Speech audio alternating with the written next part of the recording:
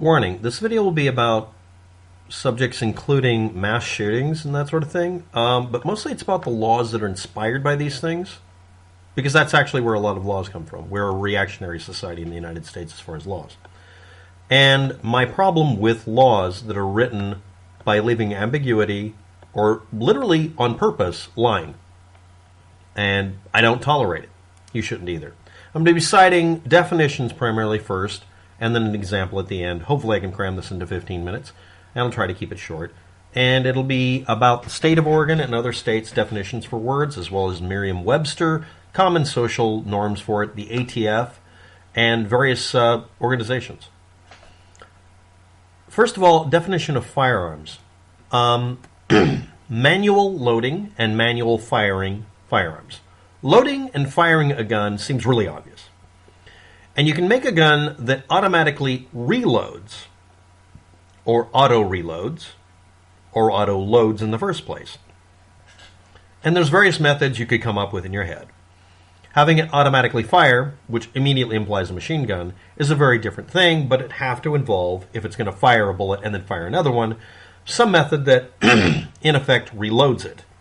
Automatically firing a cartridge in a gun is the part that's considered to be the more regulatable aspect of a gun. If you want to regulate every gun, it's really hard to regulate a gun that not only requires a manual firing, but a manual loading process. There's no law against a auto-aiming gun. Aimbots aren't illegal. You can make a gun that automatically aims, but you have to pull the trigger. It can automatically reload, but you have to pull the trigger. The only thing you are not allowed to automate is that trigger pull. And a gun can become defective and auto-fire or auto-reload when it shouldn't. An extreme example is a metal pipe. It doesn't matter what the diameter, but I'll choose 12 gauge because it's convenient. Find a metal pipe that a 12 gauge shell can fit into. Find a metal tube that'll fit over it. The next size up does, by the way. It's supposed to. You'd have to modify it a little bit. And then on the end of that tube, making it to where there's a metal plate and then a welded spot or a dot, or even drill a hole and just stick in a hardened steel ball bearing or even a BB gun pellet, and then weld or glue it in. And then you can drop it down slowly and see how far it goes. Point it down into the ground for your test. Lift it up to where it's just barely over the thing to where it'll fall straight, and put a pin hole there, and then put a pin in it. Set the now receiver big pipe over it, pull the pin, it'll drop, and fire the shell. The process you have to do is then open the mechanism, pull out the cartridge, put in a new one, and put it back down with the pin in place. So you have literally 3 parts to the gun. That's as simple as I can make it, and that can be expanded, if you know what you're doing, to where it'll auto-eject when you open it, and auto-reload, and then auto-fire upon closing, so that you can make it to where it auto-fires, but it's a single-shot gun. You still have to manually process things. And then from there, if you make it slightly weaker fitting, which is a requirement for the next part, you can make it to where it automatically reloads itself and fires every time it reciprocates. Using gravity, in this case, would be the easiest. And yes, it would work as technically an auto-firing gun. It may not be something you can control. Non-automatic guns include auto-reloading guns that are called semi-automatic guns instead of auto-loaders, which is what it really does. We talk about it, what it kind of does, automatic, by saying semi-automatic but not mentioning what is being semi-automated. It fires a single cartridge, ejects that empty casing, loads a new cartridge, and every time the trigger is pulled or acted upon, it fires. It can be acted upon by pulling the trigger, and some of them even allow the action to be releasing it. So every time you pull the trigger and release it, it either fires once or twice. An automatic weapon has to have this auto-reloading capability normally. There is an auto-firing gun that's manually loaded, but that's another story. You drop a shell in, it fires and ejects. It's designed to fire a cartridge every time you drop it in. That does exist, but that's not what we're talking about. They have to fire cartridge after cartridge after cartridge until you release the trigger, or when you're not acting on the trigger. A 3-round burst version of this exists to limit the number of trigger pulls you need to do to fire a string of shots. 1 trigger pull, 3 shots. The idea here is that it would allow you to fire a gun by pointing it at one target, and you probably aim low, and when you fire it, it goes bang, bang, bang. And if you aim low on your target, you'll definitely hit it in 3 times. Or try to. Now, what's an assault rifle? By definition, the word assault rifle, expression assault rifle, definition or legal restrictions on words using it don't imply but outright state that it has to be a machine gun. It has to fire either 3-round burst per trigger pull, or if it's a binary trigger, firing 6 per trigger cycle. Or it has to fire automatically until you release the trigger. I don't think there's a binary trigger that auto fires no matter what the position is, but you get the idea. And they also have single shot capability and sometimes full auto. Now, because a fully automatic weapon uses a lot of ammo, it's impractical to use the then standard 1910s, 1920s idea of using a limited number of cartridges pushed into the gun itself. There's only so much space you can put in a gun before you have to make it to where that space is extended into a magazine, and effectively you're going to make it stick out of the gun, so just make an external magazine to plug into it. One of the offshoot characteristics of this is that you can just store the ammunition in the magazines, and they take up less space than most. If you use a belt-fed gun, the belt is cumbersome. If you use a barrel or drum magazine, as it's called, they're cumbersome as well. But these flat, easily packed, easily carried magazines became very valuable. Now, at the same time, especially for a 3-shot burst, it was noticed that at long ranges, the gun wasn't very useful unless you put good optics on it and really fiddled with it a lot. But if you just used iron sights and really simple reactive kind of targeting methods, back in those days, you're better off limiting the range. I mean, you couldn't go further than a certain distance before the bullets would spread too far, even if you aimed it with a vise. So it was decided to, let's reduce down the weight of the gun, make it smaller, make it not worry about accuracy out to 1,000 yards, make it to where it'll work within the range we can do it. And that meant that they could reduce the amount of cartridge that was needed, the amount of propellant, the bullet size, diameter, all sorts of characteristics. And this created what is now called the assault rifle. Assault rifle and assault weapon are both marketing terms used by the military-industrial complex and also civilian gun industry at one time or another to sell things, and they are the originators of these terms. No, it was not created by politicians, no matter what either side says. Even the NRA gets this wrong sometimes. Lately, they've been saying the same thing I just said, but that doesn't mean I agree with the NRA. It just means that they finally caught up and actually said the same thing.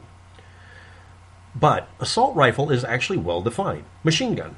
It has to have some characteristic of a machine gun where you pull a trigger or do an action to the trigger and it fires more than one shot, even if it's only 3.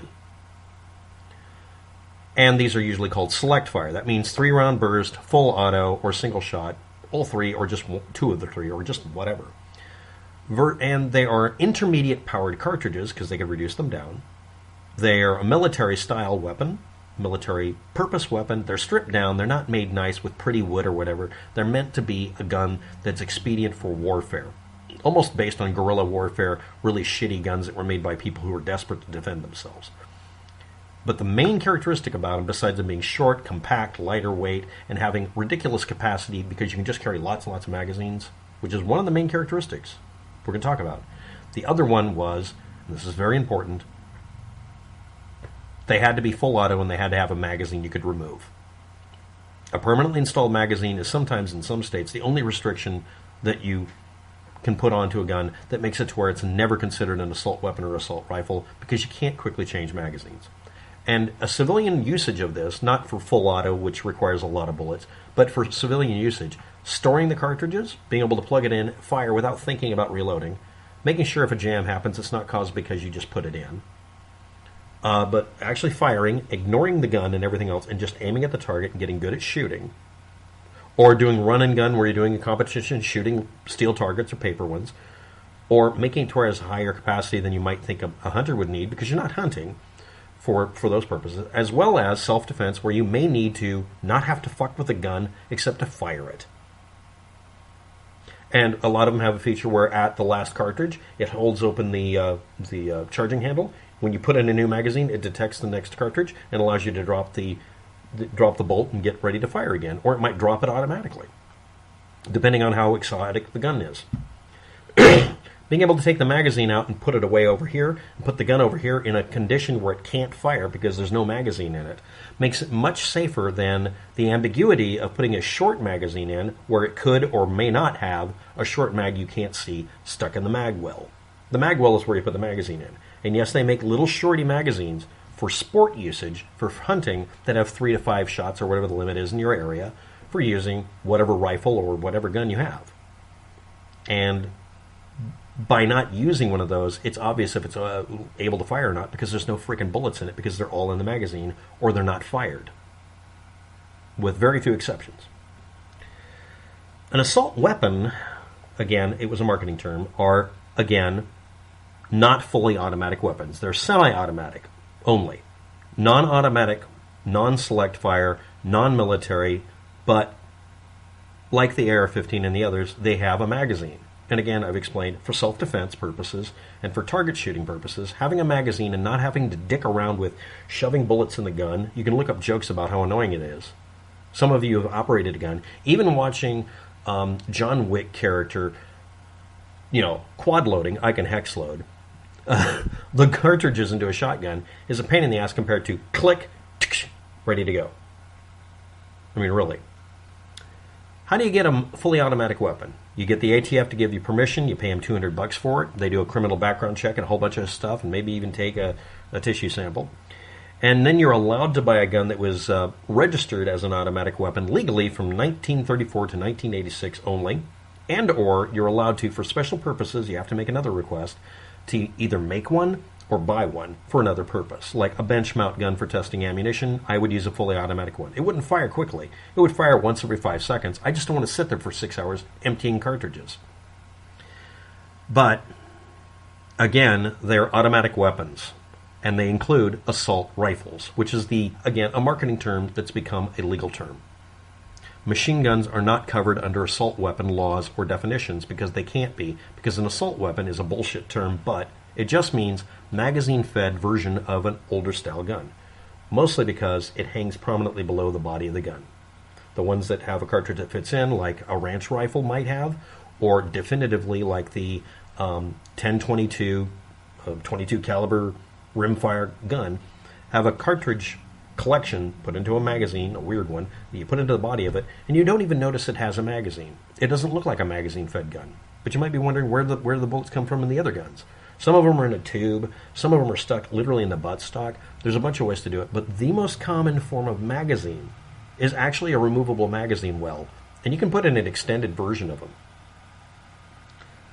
What's a high capacity versus a standard capacity versus limited or hunting capacity? Again, the little cartridge set, like in the old grandpa gun where you load only 3 or 4 of them, or maybe 6, because loading a whole pile of bullets into a gun is a pain in the butt.